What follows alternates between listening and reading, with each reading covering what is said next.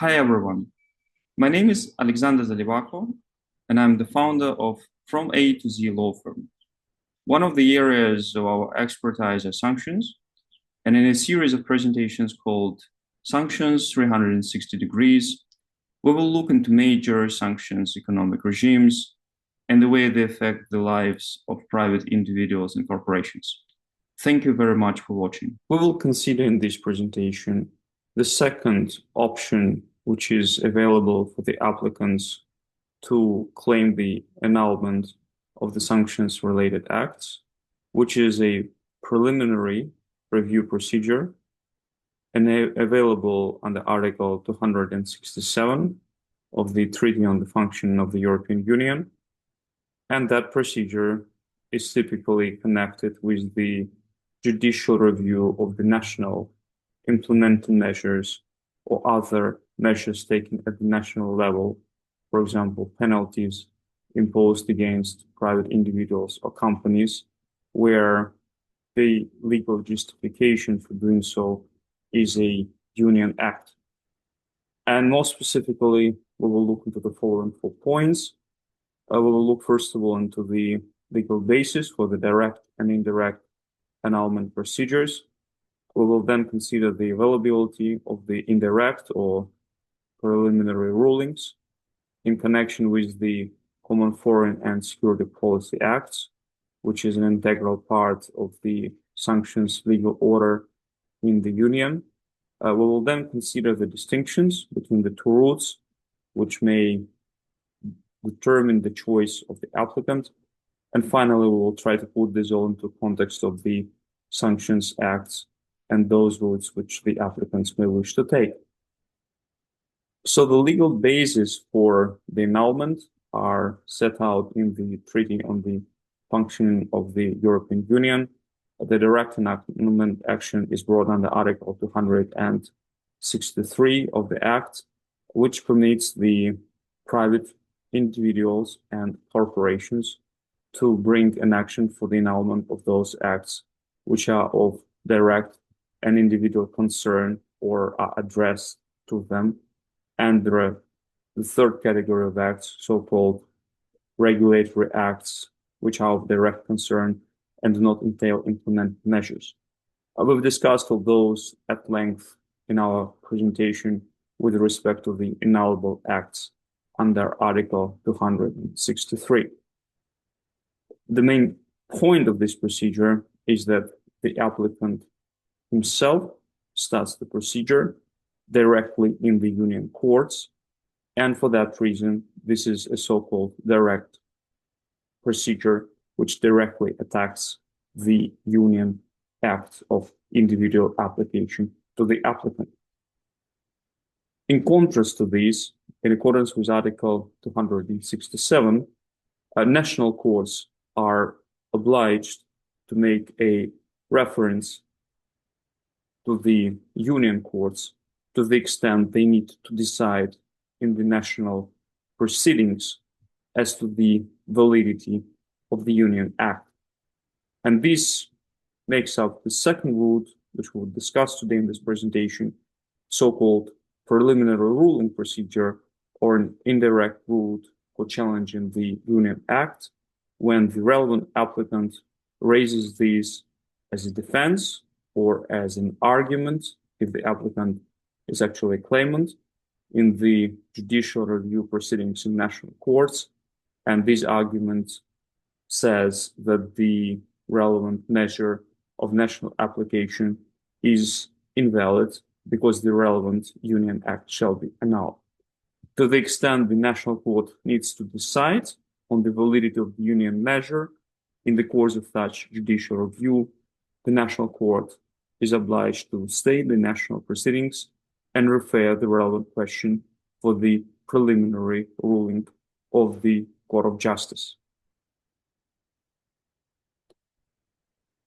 Whilst in principle, the acts which are subject to the direct annulment procedure are also subject to the preliminary ruling procedure, there was certain doubt as to whether this principle would apply to the acts adopted under the pillar of the Common Foreign and Security Policy. The reason for that is that the overall principle is that the jurisdiction of union courts is excluded with respect to those acts which are adopted as a part of the common foreign and security policy of the union, subject to two exceptions. One are proceedings made under Article 40, and the second one are proceedings which are referred to as Article 263, so the direct annulment proceedings, whereby the courts are requested to review the relevant acts. And we can see that in Article 275, which directly sets out the limitations on the jurisdiction of the union courts, the only two exceptions to the general principle that the union courts shall not have jurisdiction in the common foreign and security policy are these two articles only.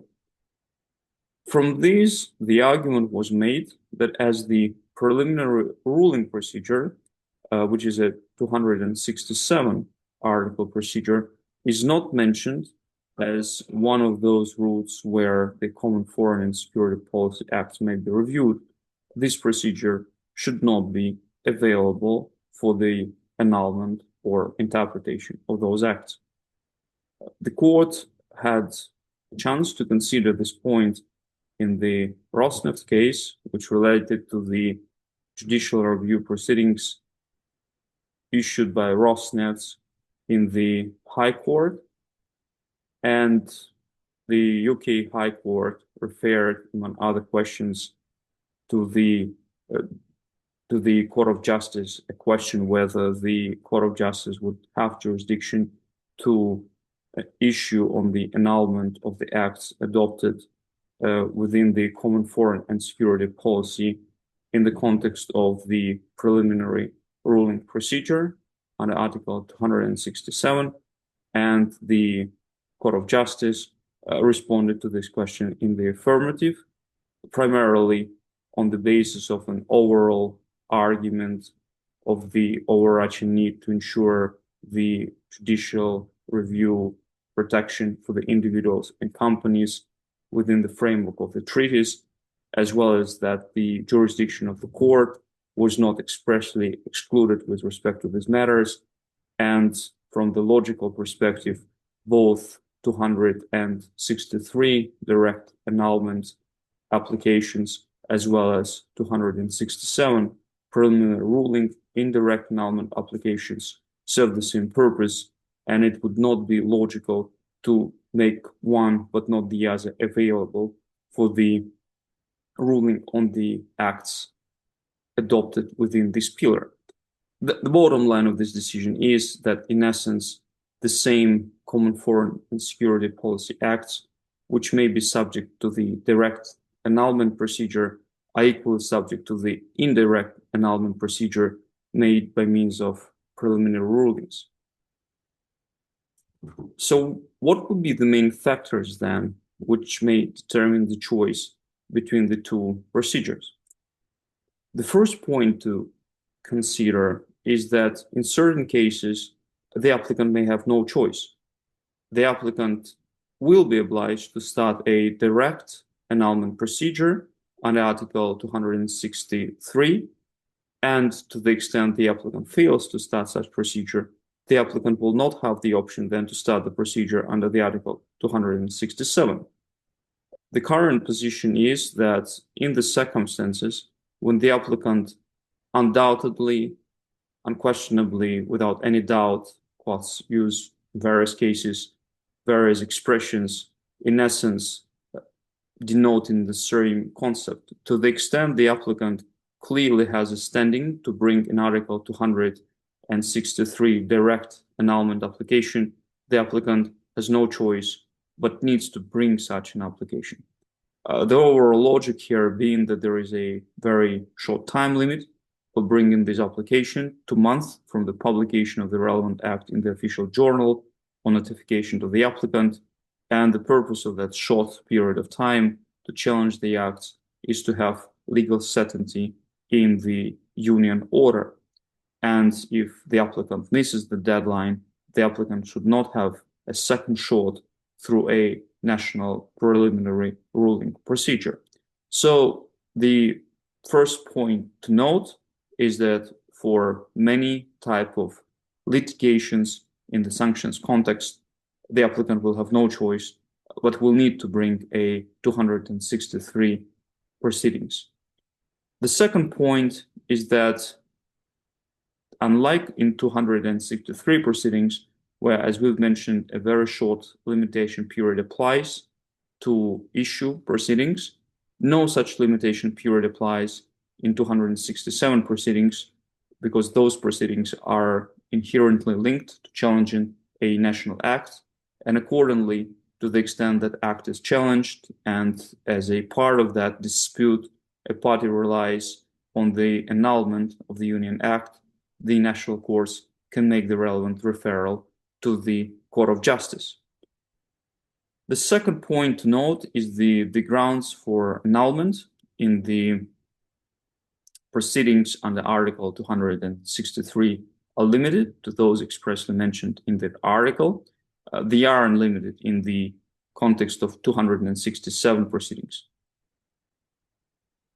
Final point to note is that ultimately 267 proceedings are requests for annulment or interpretation of the measure which is referred to the Court of Justice by the national courts. So although the applicant in the national court proceedings can request the national court to make this request for a preliminary ruling, there is no way for an applicant to compel the national court to make the request, and there is little control which the applicant has over how the relevant request will be formulated, what type of arguments will be advanced by the national court. So the applicant has much fewer control over a preliminary ruling proceedings, which at the end of the day is a cooperation between the union and national courts, rather than the direct proceedings where the applicant is a party to the proceedings itself. With these in mind, we now consider how those two options may be used by the applicants when challenging the Sanctions Acts. The first point to note that in case of asset freeze sanctions, which are addressed to the relevant persons directly, there is no option for the applicants. They need to start Article 263 proceedings because it's beyond any doubt that the applicant mentioned by name in the relevant act has a right to request the direct annulment of that act in the general court. So for the asset-free sanctions, the direct challenge proceedings is the only available route. With respect to trade and finance sanctions, the issue is more complex, and we need to distinguish between two situations. The first situation where the applicant is mentioned by name, in which case the same principle as we've discussed for the asset freeze proceedings are likely to apply, meaning that as the applicant is mentioned by name, the applicant should have standing to challenge the relevant act.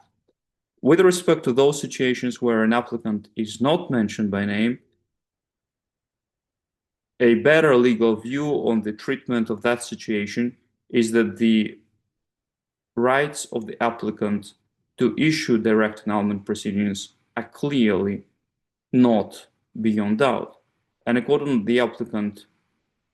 will have an option whether to start the direct annulment action in the general court or whether to request the national court to issue a preliminary ruling request in the course of the national proceedings. Nevertheless, as the union courts have recognized in certain circumstances the rights of the applicant to bring direct annulment actions, even in the circumstances when the applicant is not mentioned by name, it would be certainly prudent to start the proceedings in the general court and then, for example, to issue concurrent national proceedings challenging the national implementing acts. Final point to note is that with respect to the acts of a more general application, for example, in the circumstances when the applicant starts the activity which is now controlled by the Sanctions Acts. One of these examples can be, for example, the applicant applies for a procurement contract, which is restricted for the applicant, and the situation is such that that activity was not related to the previously conducted activity of the applicant. Then in these circumstances, the applicant would certainly have no other options than to start an indirect annulment proceedings in the course of the national judicial review proceedings, and accordingly will need to have recourse to Article 267 preliminary rulings. I trust that you found this presentation useful, and I hope to see you during my next presentations.